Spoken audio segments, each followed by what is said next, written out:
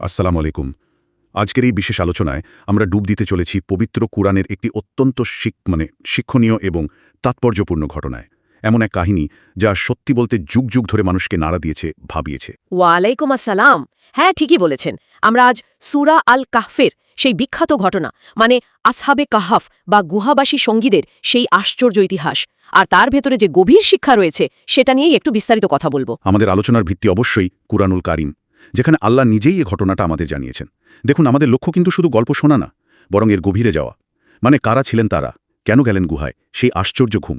আর সবচেয়ে বড় কথা, আমাদের জন্য এখানে শেখার কি আছে। অবশ্যই অবশ্যই, এটা তো শুধু একটা অবাক করা ঘটনা নয়, এর সাথে জড়িয়ে আছে বিশ্বাস, ত্যাগ, আল্লাহর উপর ভরসা, এমনকি পুনরুত্থান, এরকম অনেক মৌলিক বিষয়। একদম। আর শুরুতেই যে ব্যাপারটা খুব টানে, তা হলো ওই যে কয়েকশো বছর ধরে ঘুমিয়ে থাকা। এটা তো সাধারণ যুক্তিতে আসে না। চলুন তাহলে শুরু করা যাক। একদম প্রথমে যদি আমরা জানি, এই আসহাবে কাফ গুহার সঙ্গীরা, এরা আসলে কারা ছিলেন, কি তাদের পরিচয়? কোরআন আমাদের যা জানাচ্ছে তারা ছিলেন মূলত কয়েকজন যুবক। সংখ্যাটা এখানে মুখ্য নয়, সংখ্যা নিয়ে কিছু মতভেদ আছে, কিন্তু আসল বিষয় হলো তাদের গুণাবলী। তারা এমন একটা সময় ছিলেন যখন তাদের চারপাশের সমাজ, বিশেষ করে তখনকার শাসকেরা, আল্লাহকে ছেড়ে শিরক, মূর্তি পূজা এসবে লিপ্ত ছিল। আর এই যুবকদের বৈশিষ্ট্য ছিল এই ভীষণ প্রতিকূল পরিবেশেও তারা এক আল্লাহর ওপর, তৌহিদের ওপর একেবারে যাকে বলে দৃঢ় অবিচল ছিলেন। তাদের ঈমান ছিল খুবই খাঁটি। তার অনেকটা স্রোতের বিপরীতে চলা কিছু তরুণ, চারপাশের শিরকের মধ্যে তারা ছিলেন একেবারে আলাদা। একদম। একবার ভাবুন তো, যে সময়ে রাষ্ট্রীয়ভাবেই হয়তো মূর্তি পূজাকে সমর্থন করা হচ্ছে, তখন দাঁড়িয়ে এক আল্লাহর কথা বলা, তার উপর বিশ্বাস রাখা, এটা তো অনেক বড় সাহসের ব্যাপার। এটা শুধু বিশ্বাসের বিষয় না, এটা ছিল তখনকার যে প্রতিষ্ঠিত প্রথা, তার বিরুদ্ধে একটা নীরব কিন্তু খুব শক্তিশালী একটা অবস্থান। এই ঈমানি দৃঢ়তাই তাদের আসল পরিচয়। বুঝলাম। পরিস্থিতিটা তাহলে বেশ কঠিনই ছিল বোঝা যাচ্ছে। কিন্তু এমন কি হলো যে তারা নিজেদের ঘরবাড়ি, সমাজ সব ছেড়ে ছুড়ে একটা গুহায় গিয়ে উঠলেন? এত বড় একটা পদক্ষেপ, এর কারণটা কি ছিল? কারণটা আসলে খুব সরল কিন্তু গভীর। নিজেদের ঈমান বাঁচানো।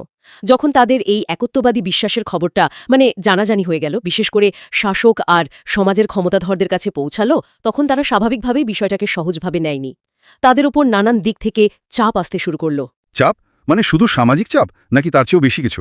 না, শুধু সামাজিক বা মানসিক চাপ না, রীতিমতো হুমকি দেয়া হচ্ছিল, শারীরিক নির্যাতনের ভয়ও ছিল।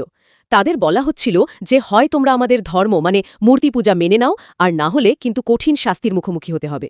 তাদের সামনে তখন পথ খোলা ছিল দুটো, হয় নিজেদের বিশ্বাস ছেড়ে দিয়ে সবার সাথে মিশে যাও, আর না হয় সবকিছু ছেড়ে ঈমান নিয়ে থাকো। কি কঠিন এক সিদ্ধান্ত!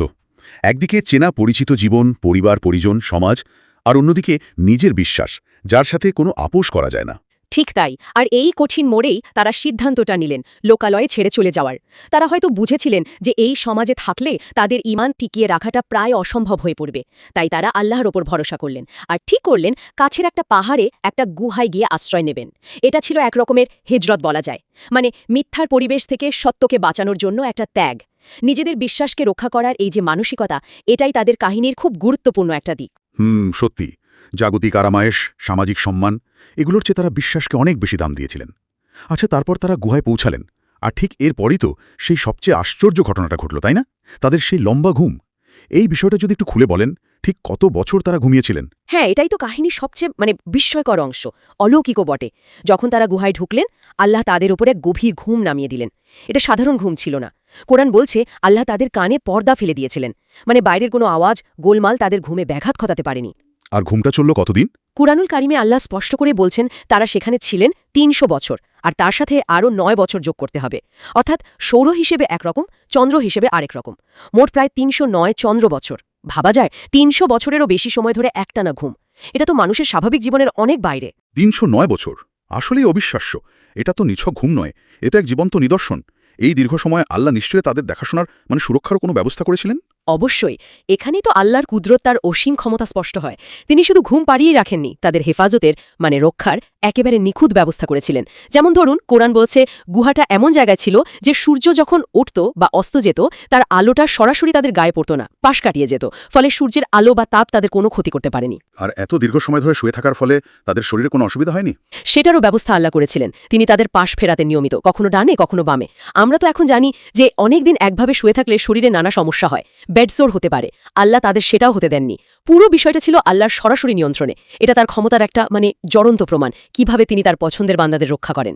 সুবহানাল্লাহ। আর তাদের সাথে একটা কুকুরও ছিল, এমনটা শোনা যায়। হ্যাঁ, কুরআন সেটাও কথাও বলেছে। তাদের একটা কুকুরও ছিল সঙ্গী হিসেবে। সে গুহার মুখে তার সামনের দুটো পা ছড়িয়ে বসে বা শুয়ে পাহারা দিচ্ছিল। সেও তাদের সাথে এই পুরো সময়টা কাটিয়েছে। কুকুরটার এই সঙ্গ দেওয়াটাও কিন্তু কম তাৎপর্যপূর্ণ নয়। কেউ বলেন এটা সৎ সঙ্গীর প্রতি আনুগত্যের একটা উদাহরণ, কেউ বলেন এটাও আল্লাহর একটা নিদর্শন। তবে মূল বিষয় হল আল্লাহর এই অলৌকিক সংরক্ষণ। তাহলে প্রায় 3 শতাব্দী পর যখন তাদের ঘুম ভাঙল, তারপর কি হলো? তারা কি টের পেয়েছিলেন যে এতগুলো বছর চলে গেছে? না, ঘুম ভাঙার পর তাদের মধ্যে একটা স্বাভাবিক বিভ্রান্তি ছিল। তারা বুঝতে পারছিলেন যে বেশ অনেকটা সময় ঘুমিয়েছেন, কিন্তু ঠিক কত সময় সে বিষয়ে কোনো ধারণাই ছিল না। তারা নিজেদের মধ্যে জিজ্ঞেস করছিলেন, আমরা কতক্ষণ ঘুমিয়েছি? কেউ হয়তো বলছিলেন একদিন বা তারও কম সময় হবে। আসলে এত লম্বা একটা সময় যে পার হয়ে গেছে, এটা তাদের ধারণারও বাইরে ছিল। তারপর কিভাবে জানাজানি হলো তাদের ব্যাপারটা? স্বাভাবিকভাবেই তাদের খিদে পেয়েছিল।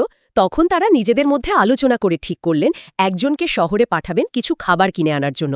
তবে খুব সাবধানে যেতে বললেন যাতে কেউ তাদের চিনে না ফেলে।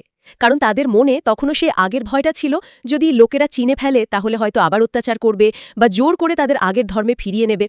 তারা তো ভাবছিলেন যে সেই পুরনো শাসক আর সমাজই এখনও আছে। কিন্তু তাদের কাছে যে টাকা বা মুদ্রা ছিল সেটা তো তাহলে অনেক পুরনো হয়ে যাওয়ার কথা। ঠিক ধরেছেন, এখানেই তো আসল ঘটনাটা ঘটল।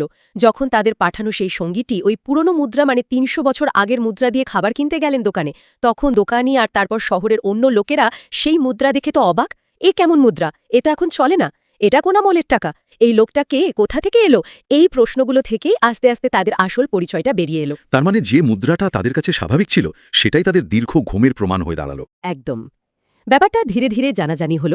লোকেরা বুঝতে পারল এরা সাধারণ কেউ নন। এরা হলেন সেই কিংবদন্তির ইমানদার তরুণেরা যারা অনেক অনেক বছর আগে নিজেদের বিশ্বাস বাঁচাতে শহর ছেড়ে উধাও হয়ে গিয়েছিলেন। আর সবচেয়ে গুরুত্বপূর্ণ ব্যাপার হল এই যে দীর্ঘ প্রায় ৩০০ বছর, এর মধ্যে সেই শহরের সমাজ এবং শাসনে বিরাট পরিবর্তন এসে গিয়েছিল। কিরকম পরিবর্তন? ততদিনে সেখানকার মানুষ এবং সম্ভবত শাসকেরাও মূর্তি পূজা ছেড়ে এক আল্লাহর উপর বিশ্বাস স্থাপনকারী হয়ে গিয়েছিল। তারা হয়তো আসহাবে কাফের ঘটনাটা পূর্বপুরুষদের কাছে শুনেছিল, কিন্তু সেটাকে একটা গল্পের মতোই মনে করত। এখন যখন সেই যুবকেরা সত্যি সত্যি ফিরে এলেন, তখন সেটা ওই সময়ের বিশ্বাসী মানুষদের জন্য একটা বিরাট নিদর্শন বা সাইন হয়ে দাঁড়ালো। কিসের নিদর্শন? মূলত দুটো খুব বড় বিষয়ের। এক, আল্লাহ যেটার বিশ্বাসী বান্দাদের কিভাবে রক্ষা করেন, সাহায্য করেন, তার একটা জ্বলজ্বন্ত প্রমাণ তারা চোখের সামনে দেখল। আর দুই, এবং সম্ভবত সবচেয়ে বেশি গুরুত্বপূর্ণ, মৃত্যুর পর যে আবার জীবন আছে, মানে পুনরুত্থান যে সত্য, তার একটা অকাট্য প্রমাণ তারা পেল। মানুষ দেখল আল্লাহ যেভাবে এই যুবকদের এত বছর ঘুম পাড়িয়ে রেখে আবার জাগিয়ে তুলতে পারেন, ঠিক সেভাবেই তিনি মৃত্যুর পর মানুষকে আবার জীবিত করতে সক্ষম। তাদের এই ফিরে আসাটা কিয়ামতের সম্ভাবনাকে তাদের কাছে খুব বাস্তব করে তুলেছিল। বিষয়টা বেশ পরিষ্কার হলো। তাহলে এই যে পুরো ঘটনাটা, একদল ইমানি যুবক, কঠিন পরিস্থিতি, ইমান বাঁচাতে ত্যাগ স্বীকার, গুহায় আশ্রয়, আল্লাহর অলৌকিক ঘুম আর সুরক্ষা, আর শেষমেশ এত বছর পর জেগে ওঠা ও পরিচয় প্রকাশ, এর ভেতরে আল্লাহ আমাদের জন্য মূল কি কি শিক্ষা রেখেছেন যদি একটু গুছিয়ে বলেন। অবশ্যই, এই কাহিনী থেকে আমরা বেশ কয়েকটা খুবই গুরুত্বপূর্ণ শিক্ষা নিতে পারি। প্রথম এবং আমার মনে হয় প্রধান শিক্ষাটা হল আল্লাহর ওপর গভীর বিশ্বাস এবং ভরসা রাখা। যারা মনে প্রাণে আল্লাহকে বিশ্বাস করে, তার ওপর তাওয়াক্কুল বা নির্ভর করে, আল্লাহ তাদের কখনো একা ছাড়েন না।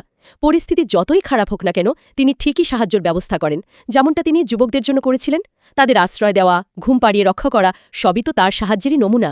অর্থাৎ বিপদে আপদে আল্লাহর উপর ভরসা রাখাটা যে কতটা জরুরি সেটাই স্পষ্ট হচ্ছে। নিঃসন্দেহে। দ্বিতীয় শিক্ষাটা হল ইমানের জন্য ত্যাগ স্বীকার করার মানসিকতা। দেখুন, এই যুবকেরা তাদের বিশ্বাসকে বাঁচাতে নিজেদের ঘর, পরিবার, সমাজ, আরামায়েশ প্রায় সবকিছু ছাড়তে তৈরি ছিলেন। এটা আমাদের শেখায় যে সত্যের পথে চলতে গেলে, নিজের নীতিতে অটল থাকতে গেলে প্রয়োজনে দুনিয়ার অনেক কিছু ছাড়ার জন্য তৈরি থাকতে হবে।